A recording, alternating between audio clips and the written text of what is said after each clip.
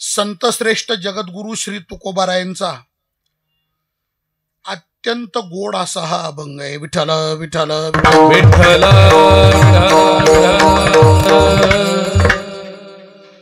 या अभंगामध्ये जगद्गुरु श्री तुकाराम महाराज जो व्यक्ती जीवनामध्ये भगवंताचं अनुसरण करतो त्याच्याबद्दल भगवान परमात्मा काय उत्तरदायित्व निभावतो, देव काय जबाबदारी पार पाडतो या विषयाचं चिंतन व्यक्त करणारा जगद्गुरु तुकोबारायांचा गोड अभंग आहे. विठ्ठल विठ्ठल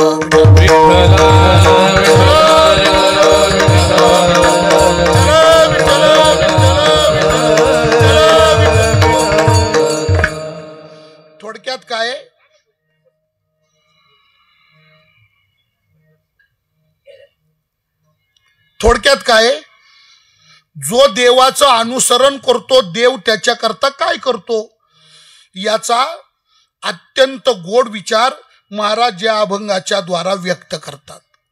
या मृत्यू लोकामध्ये मरण कोणाला आवडत नाही.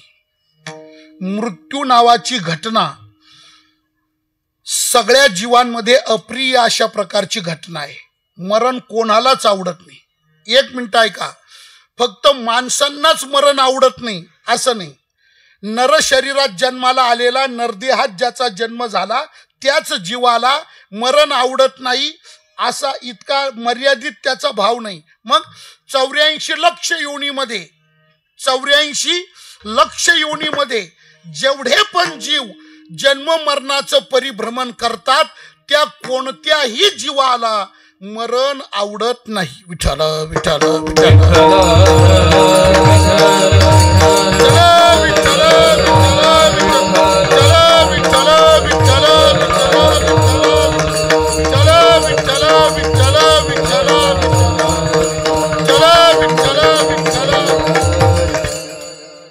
मग जीवाच्या दृष्टीनं अत्यंत अप्रिय घटना म्हणजे मरण.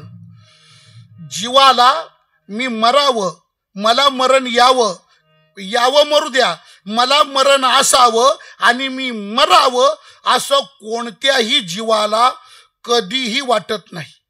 उलट एक मिनिट ऐका, काय मी मरूच नाही. प्रत्येकाची इच्छा काय, प्रत्येकाची भावना काय, प्रत्येकाला आवडतं काय, मी मरूच नाही म्हणजे मला कधी मरण येऊच नाही. हा प्रत्येकाच्या ज्ञानेश्वर महाराजांनी 16व्या अध्यायामध्ये सगळ्या जगाची आवड सांगितली. म्हणजे जगातल्या सगळ्या जीवांची आवड सांगितली. सर्वांना काय आवडतं, जगातल्या सर्व जीवांना काय आवडतं. ज्ञानोबाराय 16व्या अध्यायात सगळ्या जगाची आवड सांगताना म्हणतात की जगातल्या सर्व जीवांना फक्त 2च गोष्टी आवडतात. तिसरी गोष्ट कोणालाच आवडत नाही. प्रत्येक जीवाला फक्त 2च गोष्टी आवडतात. कोणत्या ऐका, त्याचा निर्देश केला ज्ञानोबारायांनी. जगस्प्रिय आस्वद एक सार्वभौम पद न मरणे निर्विवाद जगा पडिये. आणि ज्ञानोबारायांनी सगळ्या जगाची जी आवड सांगितली ही आवड निर्विवाद सत्य आहे. ज्ञानोबारायांनी शब्दच काय वापरला, न मरणे पण निर्विवाद. इथं लाल रेग मारा, अंडरलाईन करा. ही आवड कशी आहे तर निर्विवाद म्हणजे याच्याबद्दल वादविवाद नाही, शंका कुशंका नाही, प्रश्नचिन्ह नाही. सर्वांना निर्विवाद आवडतात या 2 गोष्टी, न मरणे निर्विवाद जगा पडिये. विठ्ठल विठ्ठल विठ्ठल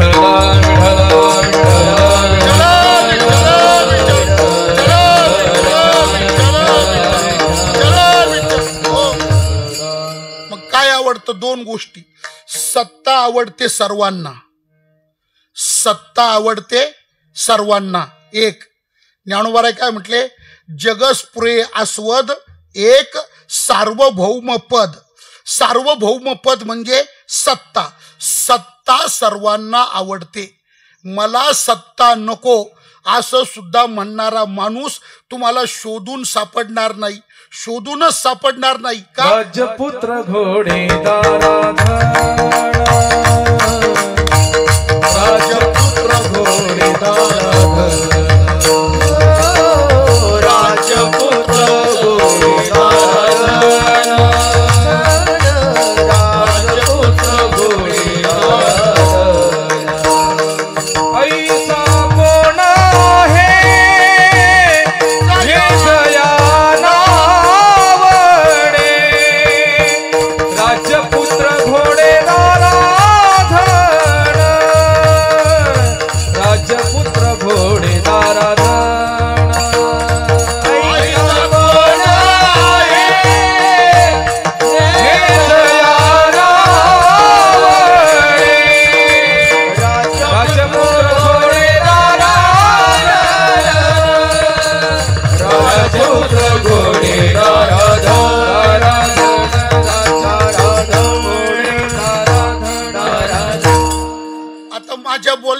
प्रमाण आलं पागा त्यातलं. मी काय तुम्हाला म्हटलो, सत्ता आवडत नाही असा माणूस तुम्हाला शोधूनही सापडणार नाही. दरिद्रीतला दरिद्री, गरीबातला गरीब, एकदम क्षुल्लक कफल्लक भिकारी, आमका तमका ढमका, कोणालाही विचारा सत्ता आवडते, उत्तर एकच आहे, हो. असा कोण आहे? तुकोबाराय म्हणतात मला आवडत नाही, राज्य आवडत नाही, सत्ता आवडत नाही, पद आवडत नाही असं म्हणणारा या जगात कोण आहे? ऐसा कोण आहे? जया हे नावडे. अरे जया हे नावडे ऐसा कोण आहे? असं कोण जगात आहे ज्याला हे आवडत नाही? त्याच्यात एक नंबर सांगितलं राज्य. पुत्र घोडे दारा धन ते नंतर, पण पहिलं काय सांगितलं? राज्य. समजा एक ज्ञानोबाराय म्हणतात जगाची हे आवड निर्विवाद आहे. हा निर्विवाद जगा पडिये. शेवटच्या शब्दावर लाल रेग मारा, अंडरलाईन फार गोड आहे. निर्विवाद, याच्यामध्ये वादच नाही कोणाचा. जगा पडिये, जगा म्हणजे संपूर्ण विश्वाला, पडिये म्हणजे आवडतं. आणि काय आवडतं? पहिली गोष्ट आहे सार्वभौमपद. जगा पडिये सार्वभौमपद. मला तुम्ही एक जाऊ दे मोर दे, तुम्ही कधी असं खरं मला सांगा, तुम्हाला कधी असं वाटत नाही का मी महाराष्ट्राचा मुख्यमंत्री व्हावा? खरं बोलायचं, अजिबात चिटिंग करायची नाही. तुम्हाला मर्यायची शपथ आहे. खरं बोलायचं. वाटत नाही का तुम्हाला मी महाराष्ट्राचा मुख्यमंत्री व्हावा? वाटतं का नाही? अहो ते तुम्हालाच काय, कधी कधी आम्हालाही वाटत आहे. पण आमचं प्रारब्ध सांगतं गोसावड्या कीर्तनच करीत हिंड, आहे का नाही? वर्षा बंगल्याचे स्वप्न रंगवणं हा तुझ्यासारख्याचा धंदा नाही. मला बोलायचं काय महाराज? सार्वभौमपद जगा पडिये. सर्वांना सत्ता आवडते एक, आणि सर्वांना अमरपणा आवडतो दोन. न मरणे निर्विवाद, न मरणे निर्विवाद. मला मरण यावं, मी मरावं, मला मृत्यू असावा, कोणालाही वाटत नाही. विठ्ठल विठ्ठल विठ्ठल.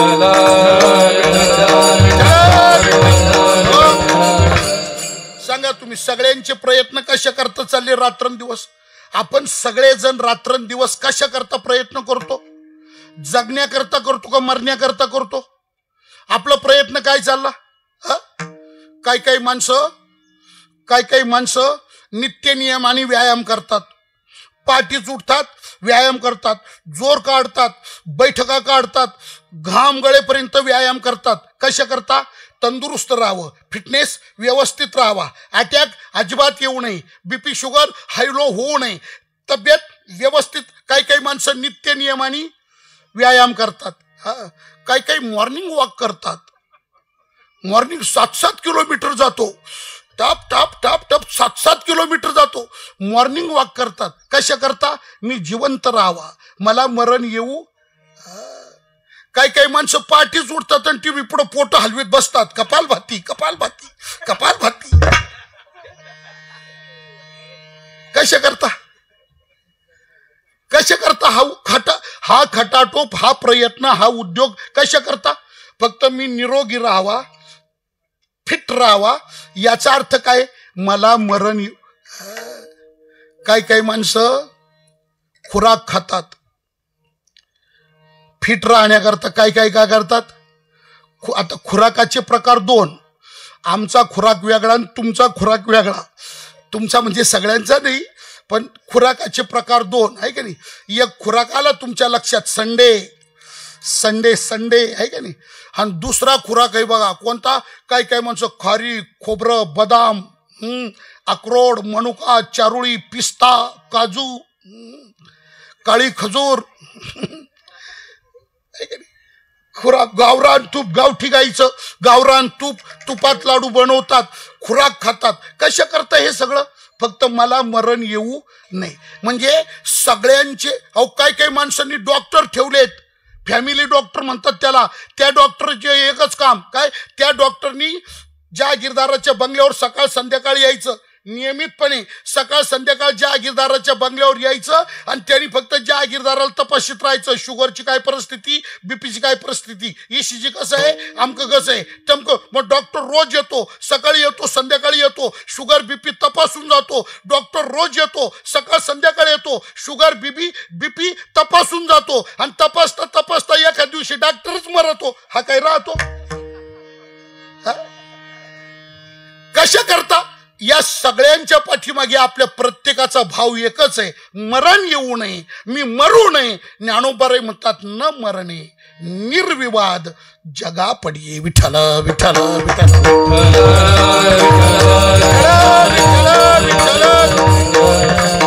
येणे कले हो जाणे ही शेवटी.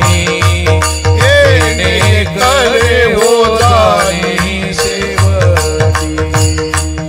येणे कले हो जाणे येणे कले हो जाणे येथे राहण्याची नाही कल्पकोटी. येथे राहण्याची नाही कल्पकोटी.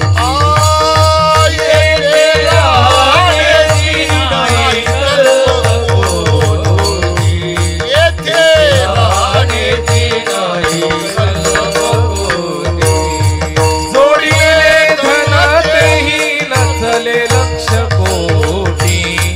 जोडिले धनातेही नचले लक्ष कोटी. जोडे धनातेही नचले लक्ष कोटी. जोडिले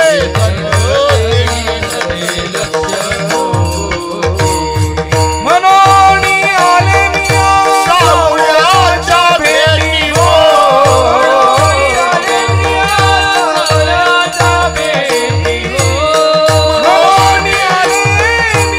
सावळ्याच्या भेटी हो.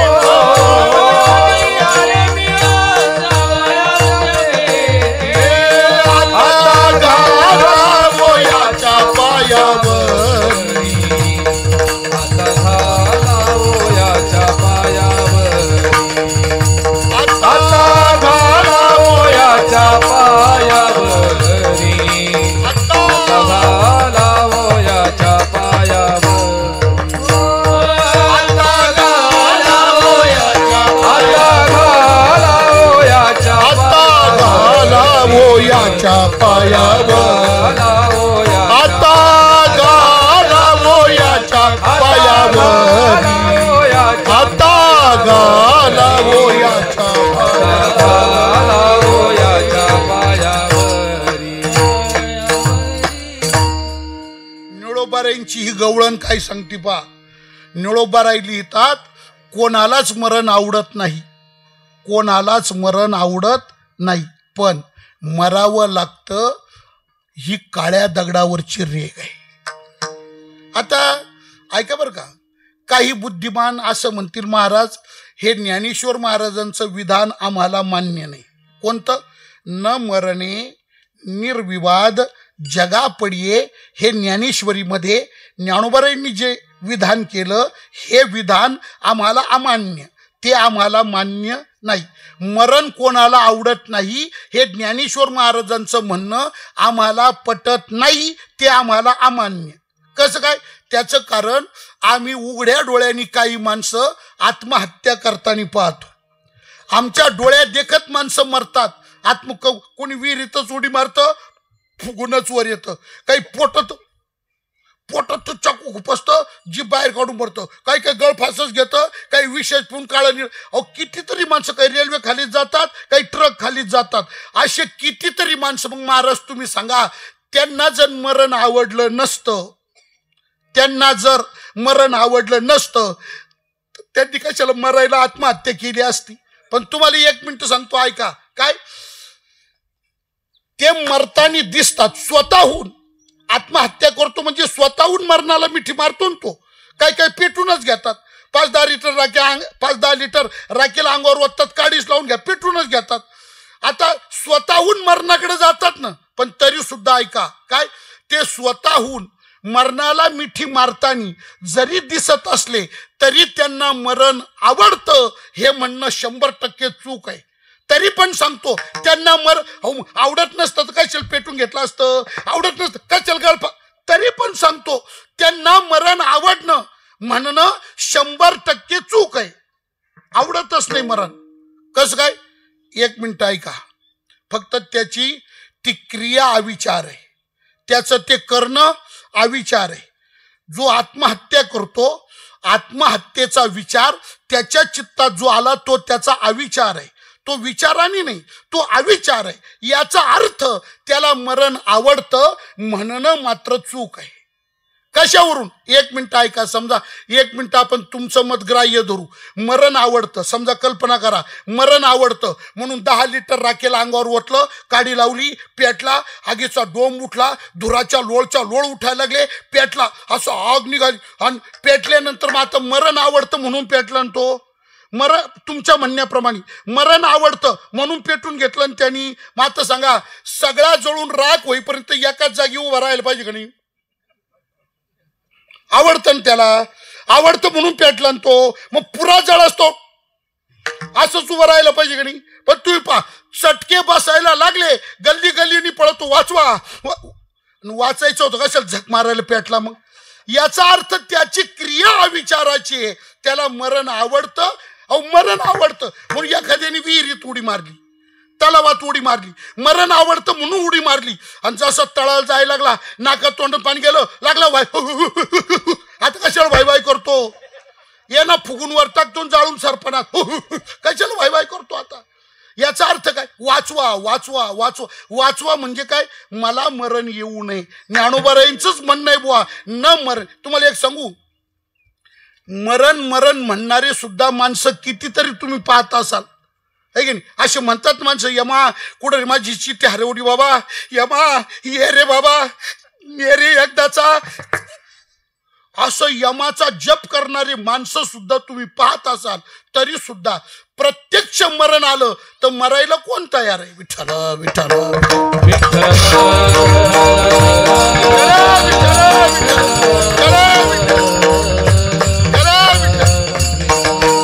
मागे सारे माय पाऊला पाऊली, मागे सारे माय पाऊला पाऊली, पाऊला पाऊली,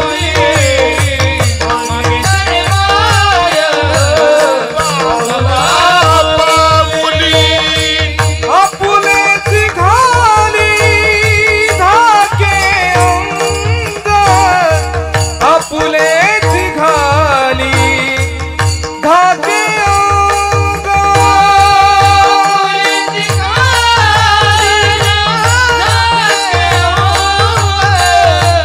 आपुलेची घाली धाके अंग, आपुलेची घाली धाके अंग,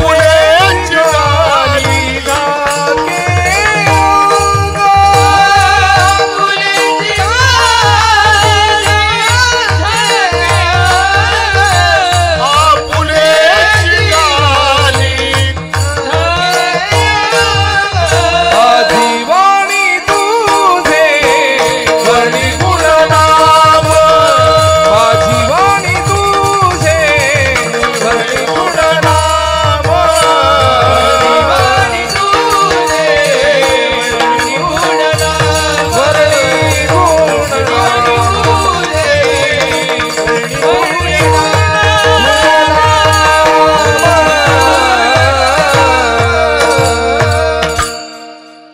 आपल्याकडे परंपरेने एक उदाहरण सांगितलं जातं बरं का. जुने पण कीर्तनकार सांगायचे, तुम्ही बऱ्याच वेळा ऐकलंय ते.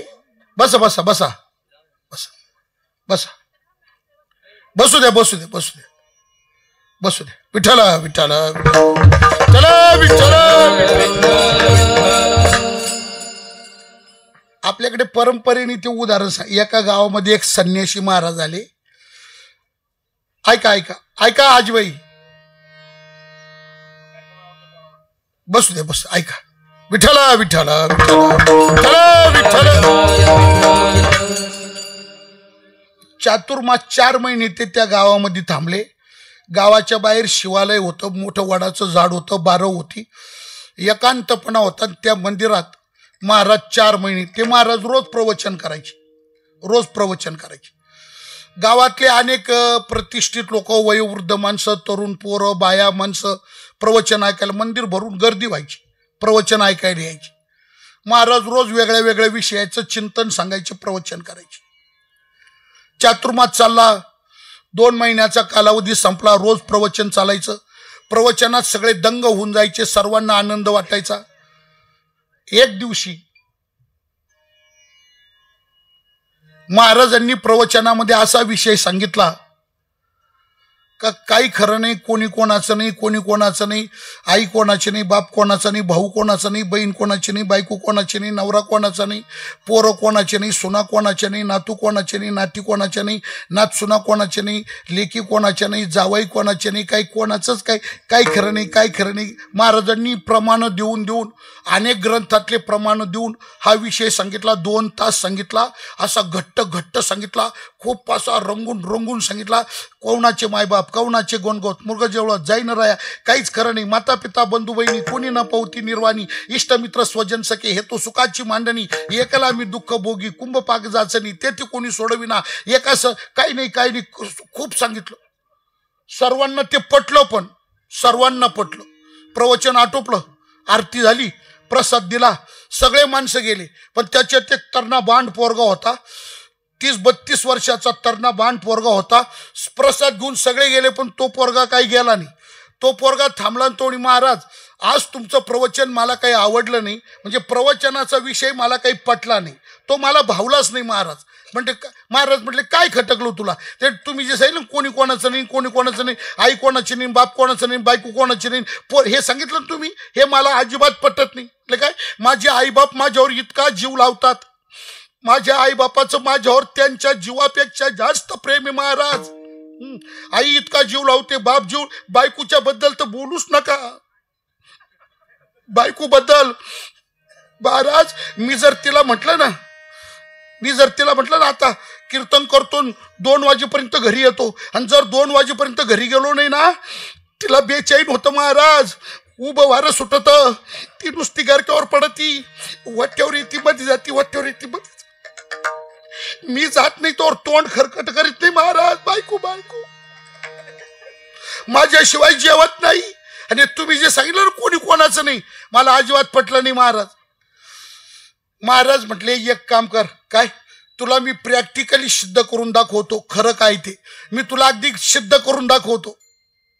तू एक काम कर, रोज 1 तास माझ्याकडे येत जा, 1 तास वेळ मला दे, काय घडतं तुला प्रत्यक्ष दाखवतो, खरं काय खोटं काय. तो रोज 1 तास जायचा. त्या महाराजांनी त्याला योगासनं शिकवले, अनेक आसनं शिकवली. त्या अनेक आसनामध्ये एक आसन आहे, त्याचं नाव आहे शवासन.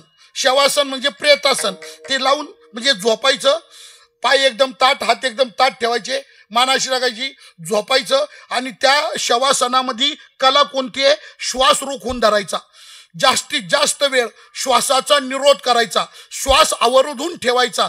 त्या शवासनामधली ती क्रिया महाराजांनी त्याच्याकडून प्रॅक्टिस केली. 2 मिनिटं, 3 मिनिटं, 4 मिनिटं, 5 मिनिटं, 10 मिनिटं, 15 मिनिटं, 20 मिनिटं, मग 1 तास, 1.5 तास, 2 तास, 3 तास, असं एकदा श्वास घेतला, ठेवून द्यायचा, पुन्हा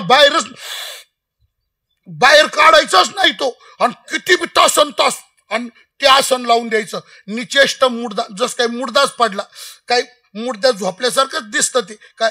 मग आणि सगळा तयार झाला. मग महाराज म्हणे आता एक दिवस एक काम कर, म्हणजे काय घरी जाय, हे आसन लावून दे.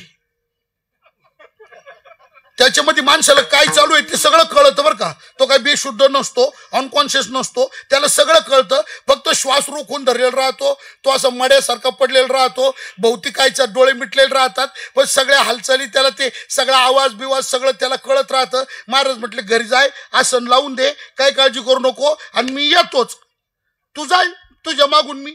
तो म्हटला महाराज मी जातो आसन लावतो, पण तुम्ही वेळेवर या, नाही तर ते आंघोळीला बाहेर काढायचे आणि मग तुम्ही यायचे, असं नका करू. महाराज म्हटले बिफोर येतो, टाइमच्या आधी येतो, तू जाय फक्त तू. तो घरी आला, बायको स्वयंपाक करीत होती, आईबाप टीव्ही पाहत होते. तो बेडरूम मध्ये गेला, आसन लावून दिलं. स्वयंपाक झाला म्हणून बायको जेवायला उठवायला गेली. जेवायला उठवायला गेली तर तो निचेष्टा असा पडलेला, मड्यासारखा पडलेला, हालचालच होईना. बायकोनी पाहिलं, श्वास बंद, नाकापाशी बोट नेलं, हवाच येईना. आणि मग बायकोच्या लक्षात आला आपला नवरा मेला. ती लागली रडायला, आता काय करू, आता काय करू, आता काय करू, आता कसं. ती लागली, तिच्या आवाजाने आई आली, बाप आला, ते लागले रडायला. एक 4-5 वर्षाचं पोरगं होतं, ते लागलं रडायला. मग गल्लीतले लोक जमले, गावातले लोक जमले, सगळे लोक जमले, लागले रडायला. आई रडायची, बाप रडायचा, बायको रडायची. अरे आई रडायची. आई म्हटली, दळणातल्या खड्यावानी, दळणातल्या खड्यासारखं त्यालाच कसं नेलं? मी काय अंधारात होते का? मी काही लपले होते का? म्हातारपणी माझं काही सोनं होणार होतं का? मी कशी राहिले? तोच कसं गेला? तोच कसं गेला? मी का नाही मेले? तोच का? बाप रडायचं, कसं उलट केलं? त्याने मला पाणी पाजायचं का? मी त्याला पाणी पाजायचं? मी कसं राहिलो? तोच कसं गेला? बायको रडायची, मी पांढऱ्या पायाची, फुटक्या कपाळाची, मी कशी राहिले? तेच कशी गेले? तेच सगळे रडायचे. सगळा गाव गोळा झाला. हय रडायची सगळे दणादण. तयारी सुरू झाली. गावऱ्या आणल्या, बांबू आणलं, सरमाड आणलं, तयारी. हांडा ठेवला, गावऱ्या पेटवल्या, मडके गाडग्यामध्ये भात. तयारी सुरू झाली. सगळे लोक जमलेले. महाराज आले. महाराजांनी विचारलं, काय एकुलता एक पोरगाव, तरणा बांड पोरगा, अचानक काय नाही. महाराज म्हटले, कसं काय? पाहू. गर्दीतून वाट काढून महाराज मध्ये गेले.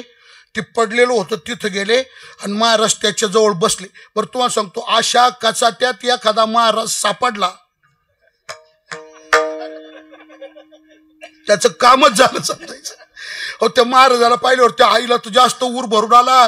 ती म्हणे, महाराज असा देव आहे का तुमचा? त्याच्या दारात काही न्याय आहे का नाही? त्याला का माझंच लेकरू दिसलं हो?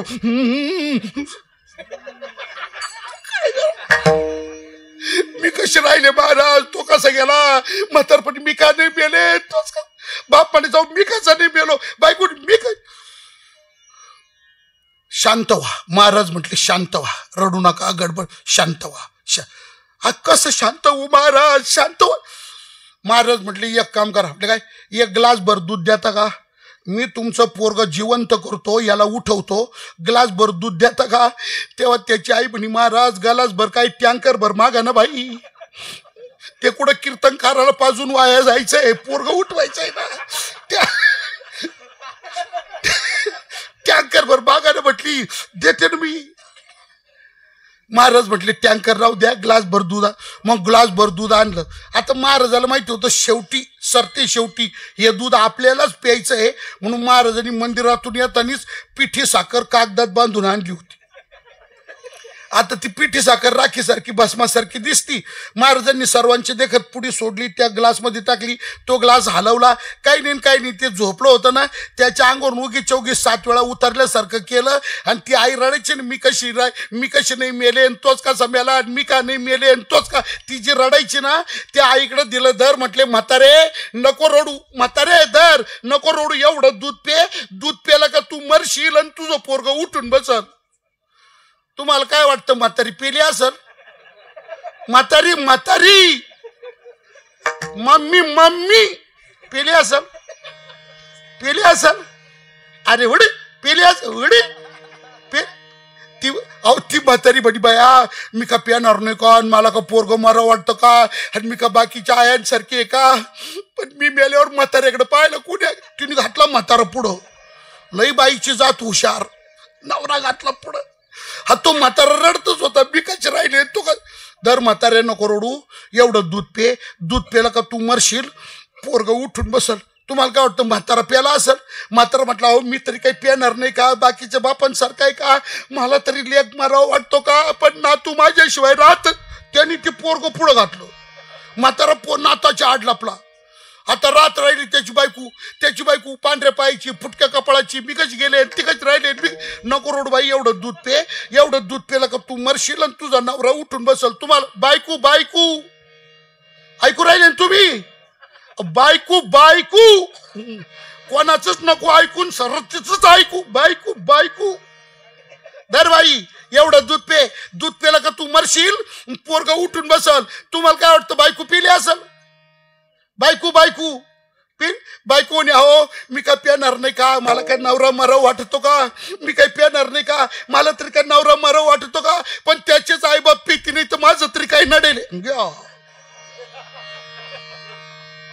सगळं झाल्यावर महाराज म्हणे आता एक काम करतो, काय तुम्ही तर काही कोणी पेईना, आता जिथं बायकोच पेत नाही ना आई बाप पेत नाही तिथं बहिणींचं भावाचं काढायचं काही कारणच नाही ना. हा महाराज म्हणे आता मीच एक काम करतो, काय तुम्ही तर काही कोणी पेत नाही, मीच दूध पितो. ती म्हातारी म्हणे तुमची समाधी बांधू, त्याच्यावर मंदिर बांधू, किती पैसा लागू दे ना, तुमची पुण्यतिथी करू, पुण्यतिथीला बुंदीचा महाप्रसाद करू, जगाच्या कल्याणा संतांच्या विभूती. मला काय बोलायचंय महाराज, विनोद सोडा, मला एक मिनिट सांगा, दूध पेल्यावर खरंच मेले असते का, दूध पेल्यावर खरंच मरण आलं असतं का, पण मरणाच्या भीतीनं कोणी दूध प्यायला तयार आहे का. आणि याचा अर्थ एकच आहे, काय, न मरणे निर्विवाद, न मरणे ज्ञानोबारांचे शब्द तू कोणी घेतले मोती जैसे, ज्ञानोबारांचे शब्द आहेत बुवा. हा काय शब्द, न मरणे. मग एक मिनिट आहे का, मी सुरुवात अशी केली का या मृत्यू लोकामध्ये मरण कोणाला आवडत नाही, मरण कोणाला आवडत नाही. आता 2 नंबरचा मुद्दा सांगतो, मरण कोणाला आवडत नाही, पण दुर्दैवानी मरण कोणाला चुकवता येत नाही. मरण कोणाला आवडत नाही, पण कोणाला ते टाळता येत नाही. याचा अर्थ असा, मरावं लागतं म्हणजे मरावंच लागतं. विठ्ठल विठ्ठल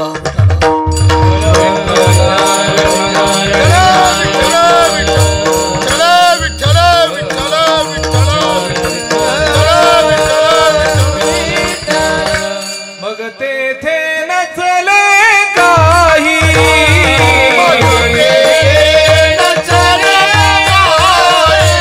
सत्ता संपदा राहील ठाईच ठाई, सत्ता संपदा राहील ठाईच ठाई, पुढे संचित जाईल ग्वाही, पुढे संचित जाईल ग्वाही. तुका म्हणे संयमाज्ञा,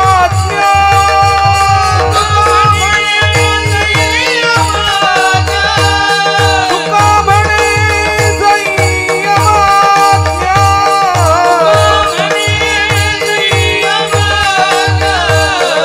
जव काळ असे दुरी खेळा, जव काळ असे दुरी खेळा,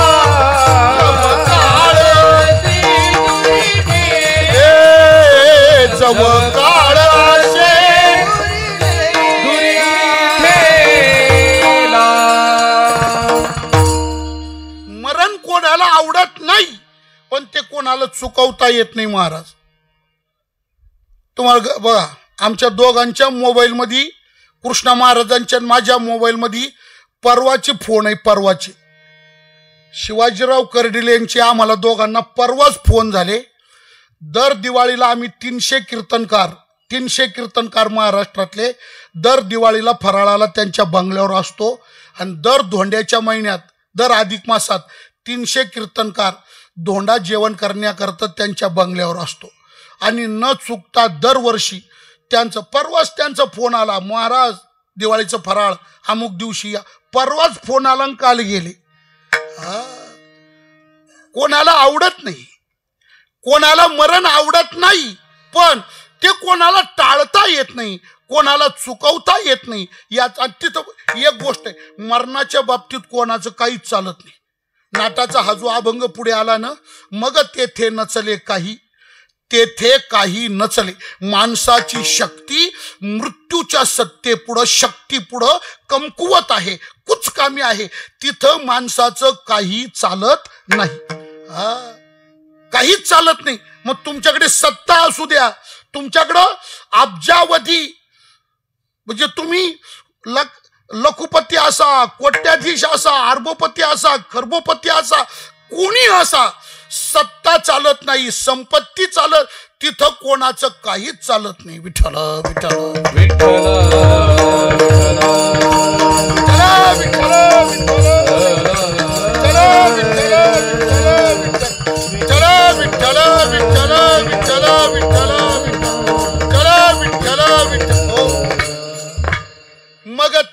नचले काही. मृत्यूच्या सत्तेपुढं कोणाचं काही चालत नाही. ऐका, 3 वाक्य बोलतो. या जगातले, या विश्वातले, या समाजातले तुम्ही कोणीही असा, 1, कसेही असा, 2, आणि केवढेही असा, 3, तिथं काही चालत नाही. कोणीही कसाही केवढाही जरी असला तरी एकच गोष्ट सत्य, त्याला तो जीवारी मापा भरे, जिने तो जीवारी मापा भरे, जिने तो जीवारी मापा भरे, मरणाची तब गाठोडी पदारे, मरणाची तब गाठोडी पदारे, मरणाची तब गाठोडी पदारे, जिने तो जीवारी मापा भरे, जिने तो जीवारी मापा भरे, जिने तो जीवारी मापा भरे, जिने तो जीवारी मापा भरे. या विठ्ठल विठ्ठल विठ्ठल विठ्ठल विठ्ठल विठ्ठल विठ्ठल विठ्ठल विठ्ठल विठ्ठल विठ्ठल विठ्ठल विठ्ठल विठ्ठल विठ्ठल. मग 1 मिनिट ऐका.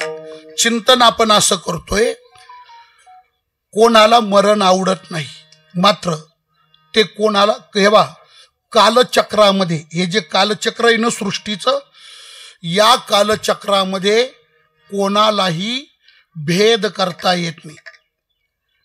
भेदन नाही करता येत त्याचं, ते अखंड चालू राहत, अखंड चालत. याच्यामध्ये कोणाला भेद करता येत नाही. विठ्ठल विठ्ठल विठ्ठल. मी मागे एकदा पुराणातलं एक उदाहरण सांगितलेलं बघा, फार गोड आणि उद्बोधक उदाहरण आहे. पुराणातलं उदाहरण फार गोड आहे. महर्षी व्यास होते, व्यास महर्षी.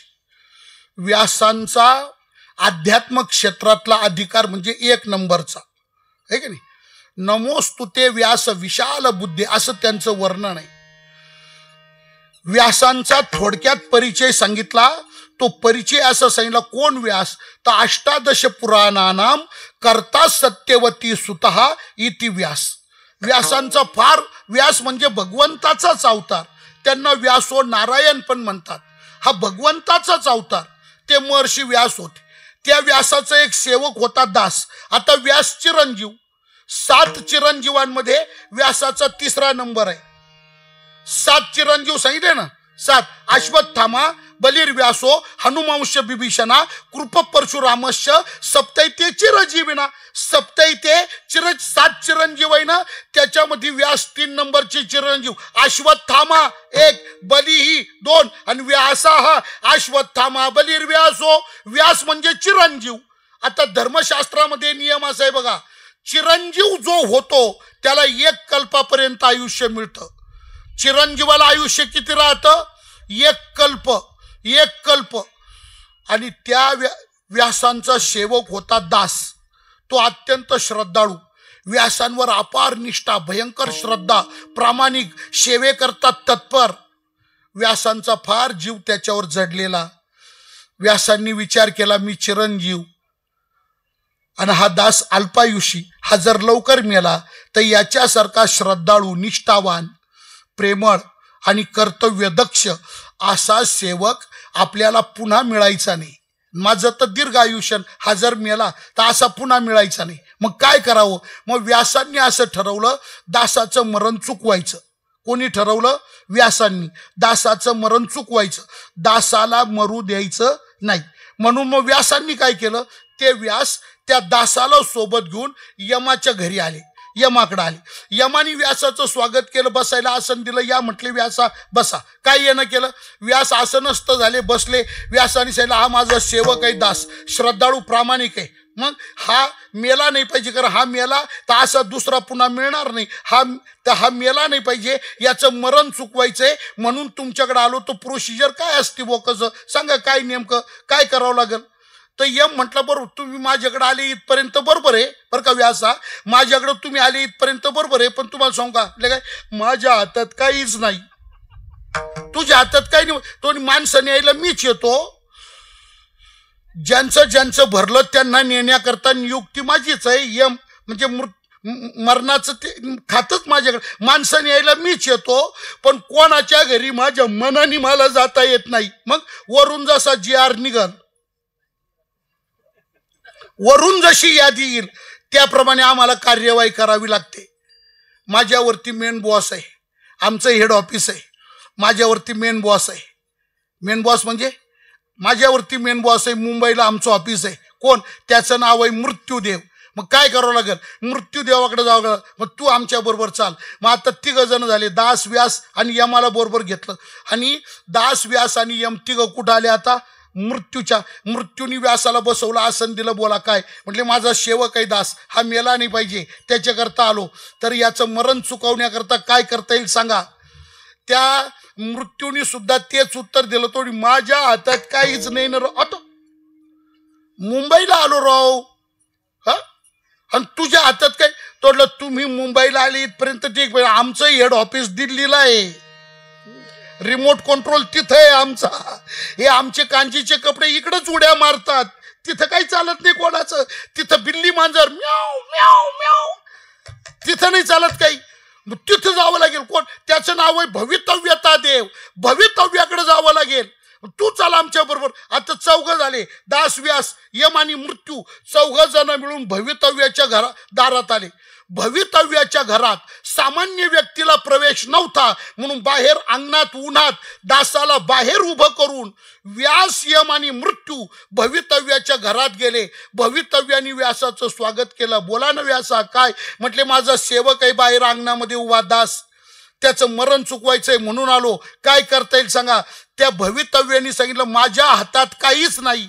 म्हणजे इथं ज्याच्या त्याच्या कर्माप्रमाणे चालत राहतं. इथं कोणाच्या हातात काहीच नसतं. मग त्याच्या कर्मात जे असेल ते तिथं आम्ही नाही बदल करू. मग आता करायचं काय? मग व्यास म्हटले कमीत कमी ते म्हणे इथं प्रत्येकाच्या नावापुढं लिखाण केलेलं असतं, जसं लिहिलेलं असतं तसंच घडतं. व्यास म्हटले जाऊ दे, आता एक काम करा, पुरा दिवस घालवला, एक तरी काम करा. म्हणजे काय? त्याच्या नावापुढं काय लिहिलेलं आहे तेवढं तरी दाखवा वाचून. आणि मग त्या भवितव्यानी दासाची फाईल काढली, तर त्या दासाच्या नावापुढं संस्कृताचा एक श्लोक लिहिलेला होता. तो पुराणातला आहे. एक श्लोक लिहिलेला होता. काय श्लोक? आता मी तुम्हाला आधी अर्थ सांगतो आणि मग श्लोक म्हणतो, म्हणजे तुमचा आमचा मेळ बसल. अर्थ काय? त्याचा अर्थ असा आहे की ज्यावेळी दासाला घेऊन व्यास, यम आणि मृत्यू भवितव्याच्या दारात येतील आणि ज्यावेळी दासाला अंगणात उभं करून व्यास, यम आणि मृत्यू ज्यावेळी भवितव्याच्या घरात प्रवेश करतील, त्यावेळी बाहेर अंगणामध्ये दास मरून पडलेला राहील. श्लोकच आहे हा, मी नाही बोलू. यदा दासस्य व्यासस्य, श्लोक काय आला बघा. यदा दासस्य व्यासस्य यमो मृत्युर्तथैवच भवितव्यस्य गृहं यान्ति तदा दास मरिष्यति. आणि बाहेर येऊन पाहतात तर अंगणामध्ये दास मरून पडलेला होता. मला तुम्हाला लक्षात काय आणून द्यायचं? व्यासासारख्या महामतीला सुद्धा कालचक्राचं भेदन करता आलं नाही. मुद्दा असा आहे, मरण कोणालाच आवडत नाही, पण जगातला कोणी असला तरी त्याला ते चुकवता येत नाही, म्हणजे मरावंच लागतं. विठ्ठला विठ्ठला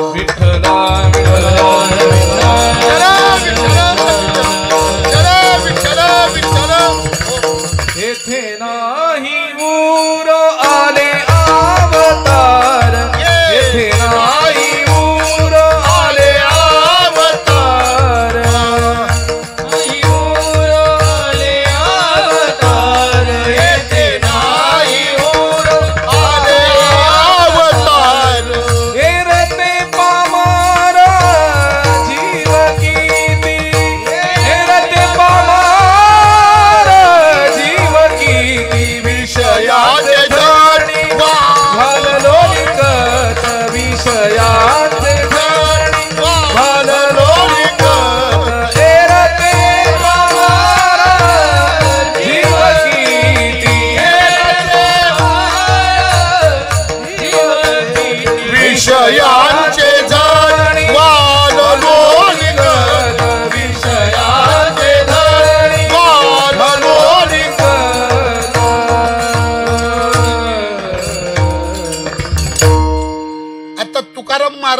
विषयाचं शेवटचं टोक केलं.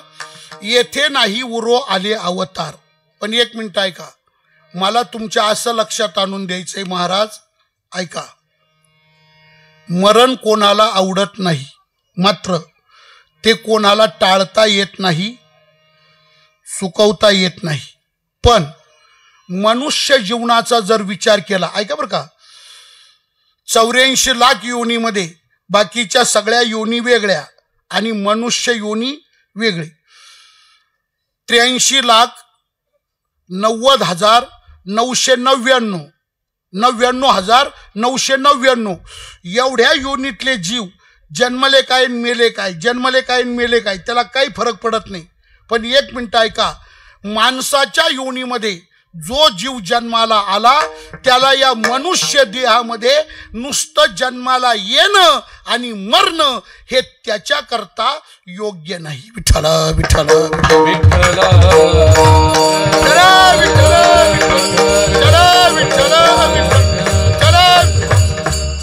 परत ऐका, इतर जीवाचं, अरे मुंगे आहे, डास आहे, ढेकून आहे, चिलट आहे, गाय आहे, म्हैस आहे, कुत्र आहे, आमक आहे, हे जन्माला आलं मेलं, जन्माला आलं मेलं. तसा माणूस जन्माला आला मेला, चालतं का? फरक आहे, फरक आहे. हा काय, एक मिनिट ऐका, नुसतं जन्माला येणं आणि मरणं याच्याकरता मनुष्य जीवन नाही, एवढ्या पुरतं मनुष्य जीवन नाही. इतकं लिमिटेड मनुष्य जन्माला येणं आणि मरणं इतकं मर्यादित हे जीवन नाही. विठ्ठल विठ्ठल विठ्ठल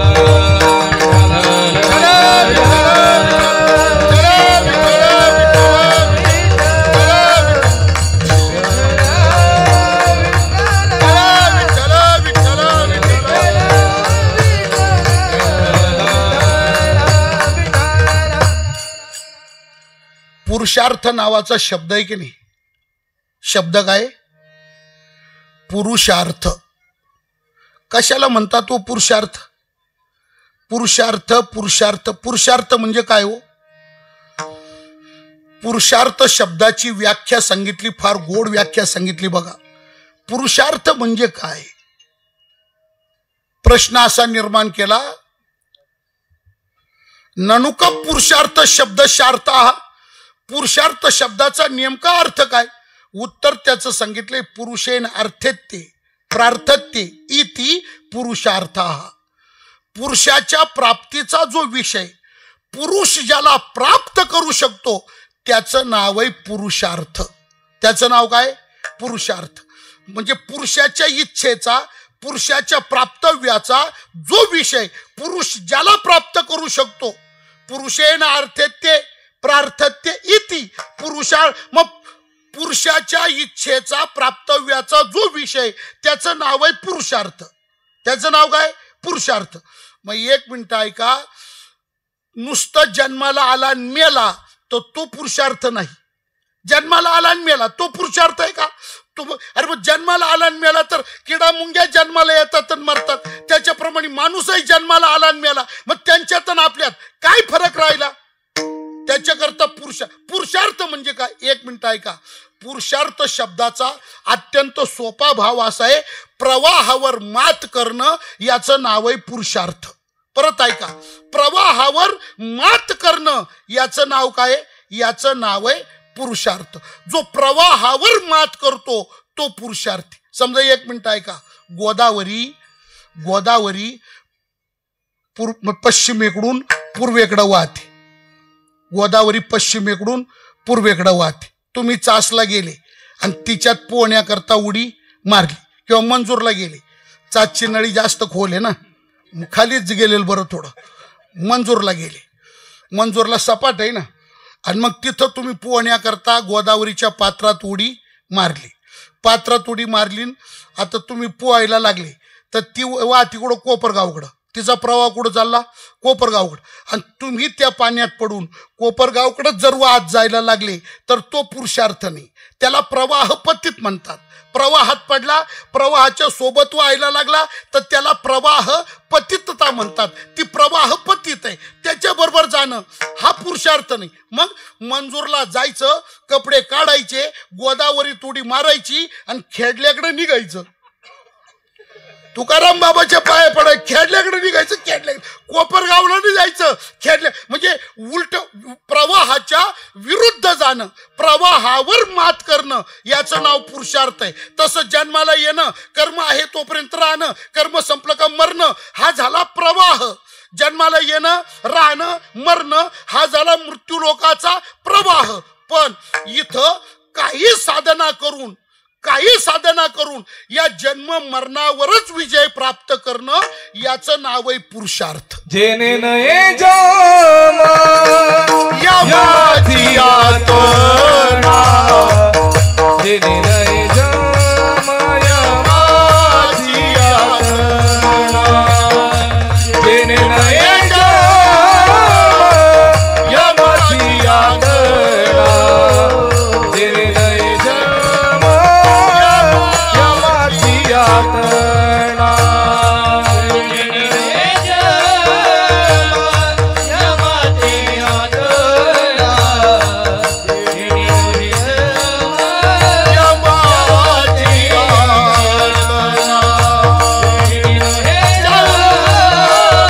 यमाची यातना, जेने नये जन्म यमाची यातना. ऐसिया साधना करा काही, ऐसिया साधना करा काही, ऐसिया साधना करा काही, करा काही.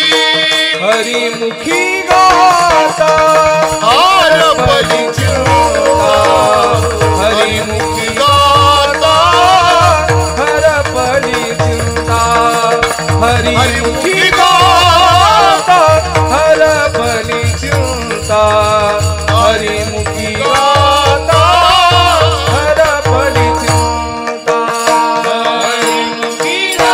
हरिमुखी गाता हर पडी चिंता, हरिमुखी गाता हर पडी चिंता, हरिमुखी गाता हर पडी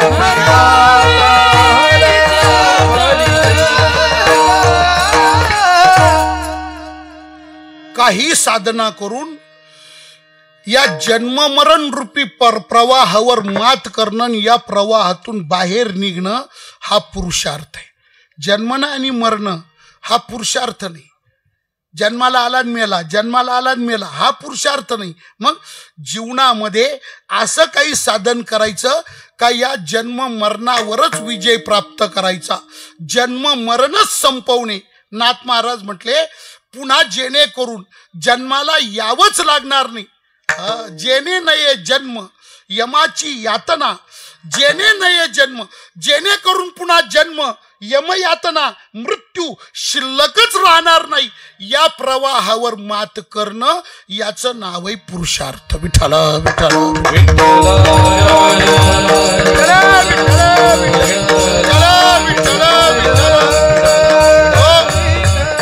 परत ऐका, काय जन्मना आणि मरण हा पुरुषार्थ नाही. जन्मना आणि मरण हे जीवन सुद्धा नव्हे. मग या जन्म मरणातून बाहेर पडणं हे खरं जीवन आहे, हा खरा पुरुषार्थ आहे. हा वेदाची सुद्धा आपल्याला शिकवण तीच आहे. वेद काय बोलला? तमसोमा ज्योतिर्गमय मृत्युर्मा अमृतंगमय, अमरत्वाकडे चला, प्रकाशाकडे चला. वेदाचं म्हण अंधारातून तमसोमा ज्योतिर्गमय, प्रकाशाकडे चला. मरणाकडे नका जाऊ, मग अमरत्वाकडे चला. विवेकानंदांचं प्रसिद्ध वाक्य काय होतं? तुम्ही अमृताचे पुत्र आहात, तुम्ही मरके नाही, तुम्ही अमृताचे पुत्र आहात. काय करा? अमरत्वाकडे चला. साधना अमर होण्यासाठी करा, जन्म मरणावर विजय प्राप्त करण्याकरता करा. मृत्युर्मा अमृतंगमय, आणि अमृतत्वाची प्राप्ती करणं, अमरत्वाकडे जाणं, याचं नाव आहे पुरुषार्थ. विठ्ठल विठ्ठल. महाराज अमरत्व प्राप्त करता येतं का? मृत्यूवर विजय मिळवता येतो का? महाराज म्हटले अनेकांनी प्राप्त केलाय ना, येतय ना. अमरत्वापर्यंत पोहोचता येतं, मृत्यूवर विजय मिळवता येतो. त्याच्याकरता काय करावं लागतं? महाराज म्हटले काय करू नका, आम्ही जे केलं ते तुम्ही करा. विठ्ठल रे बापानो साधन हरीचे, करा रे बापानो साधन हरीचे, करा रे बापानो साधन हरीचे, करा रे बापानो साधन हरीचे. धनी करणीचे करू नका, करू नका, करू नका. धनी करणीचे करू नका, करू नका, करू नका. हरिमुखी गाता हरपली चिंता, हरिमुखी गाता हरपली चिंता.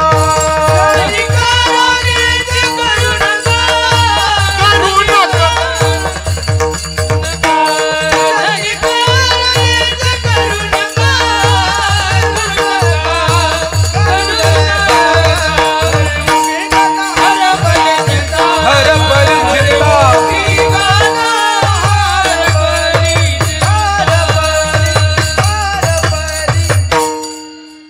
सगळ्यांनी लक्षात घ्या, मरणाच्या दिशेने नाही वाटचाल करायची, मरणाच्या दिशेने नाही वाटचाल करायची, वाटचाल अमरत्वाच्या दिशेने करायची. अमर होता येतं का? झाले ना, होता येतं का नाही? झाले, अमरत्वाला प्राप्त झाले. काय करावं लागतं त्याच्याकरता? काय केल्याने अमरत्व प्राप्त होतं? कोण अमरत्वाला प्राप्त झाला? तुकोबाराय म्हणतात तो अमर झाला, तो अमर झाला. अमसर तो अमर झाला.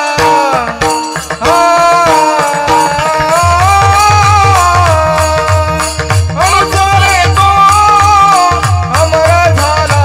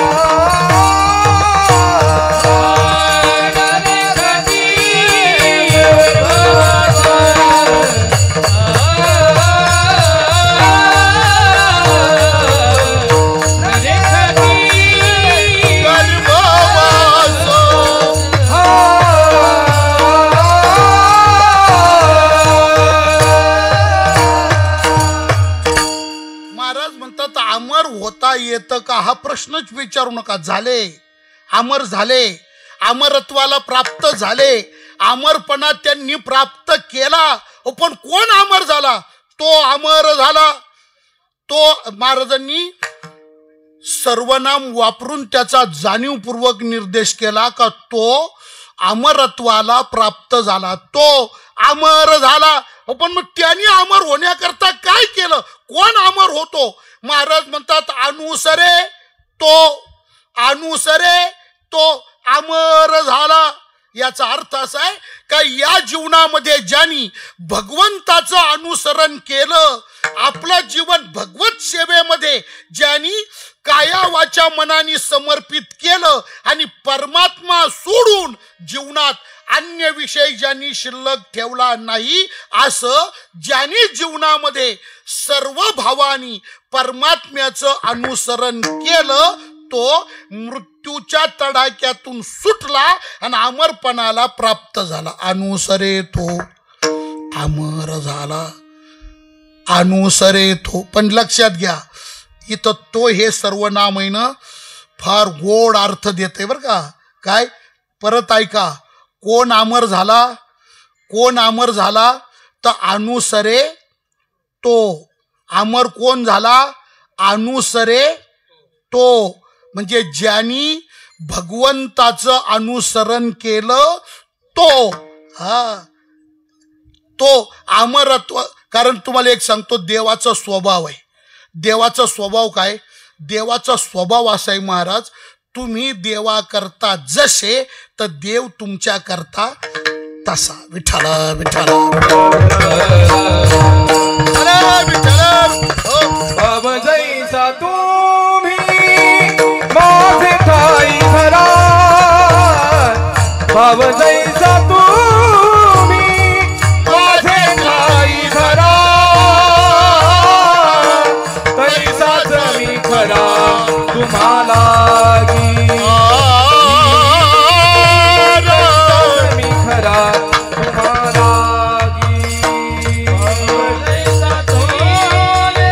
माझे ठाई धरा,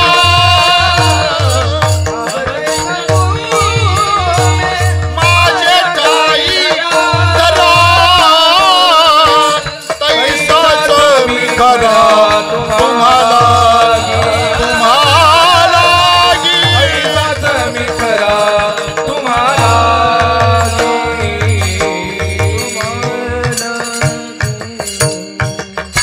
जसं गाथ्यात तुकोबरांचं प्रमाण आहे. भगवानच बोलला, तुम्ही माझ्या करता तुमच्या चित्तात जसा भाव धरणार मी तुमच्या करता तसा. नाथ महाराज म्हटले भावे जैसा तैसा, म्हणजे भावे जया जैसा आणि हरी तया तैसा.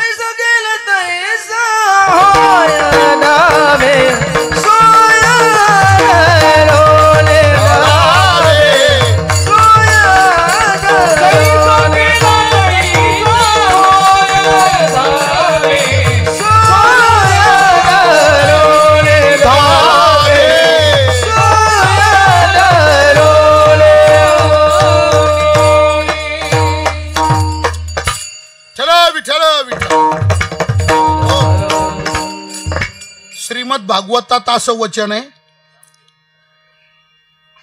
भजंतीये यथा देवान तर देवा अपि तथैवतान.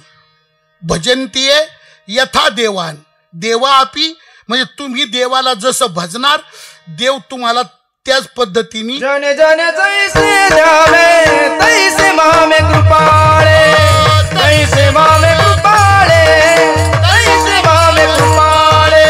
जाने जाने जैसे द्यावे तैसे मामे कृपाळे, तैसे मामे कृपाळे, तैसे मामे कृपाळे, कृपाळे कृपाळे.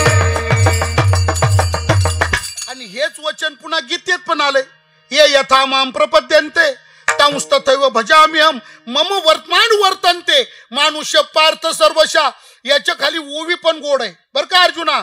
एरवी तरी पायी जे जैसे माझ्या ठाई भजती तया मी तैसा. देवाचा स्वभाव आहे. देवाचा स्वभाव काय, देवाचा स्वभाव आहे तुम्ही देवा करता जसे तर देव तुमच्या करता तसा. ऐका, बाळक्रीडेमध्ये एक प्रमाणाचा भाव असा आहे, अनन्य अनन्य तुका म्हणे. अनन्य अनन्य तुका म्हणे म्हणजे तुम्ही त्याच्याशी अनन्य तर तो तुमच्याशी अनन्य. तुम्ही त्याच्याशी एकनिष्ठ तो तुमच्याशी एकनिष्ठ. तुम्ही त्याच्याशी आळमटळम तो तुमच्याशी आळम. त्याचा तडाखाच असा आहे, टंगळ मंगळ नमस्कार झटकपटक आशीर्वाद जाऊ द्या. देव कसा, तुमच्या चित्तामध्ये त्याच्या संबंधीचा भाव जसा, त्याच्या संबंधीचं वर्तन जसं तुमच्या करता परमात्मा तसा. तुम्ही त्याचं अनुसरण केलं का तो तुम्हाला जन्म मरणाच्या या कचाट्यातून बाहेर काढतो आणि अमरत्वाला प्राप्त करून देतो. म्हणून अनुसरे तो.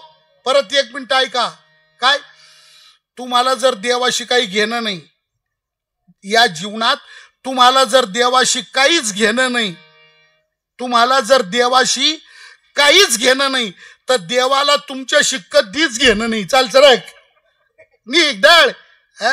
तुला देवाशी घेणं नाही ना, देवाला तुझं काहीच घेणं नाही. मग तुम्हाला जर देवाशी कर्तव्य आहे तर देवाला तुमच्याशी कर्तव्य आहे. जो अनुसरण करतो परमात्मा त्याला अमरत्वाकडे नेतो, अमरपणा बहाल करतो, त्याला या जन्म मरणाच्या फेऱ्यातून बाहेर काढतो. म्हणून कोण अमर झाला याच्याकरता तो, हे फार महत्वाचं आहे.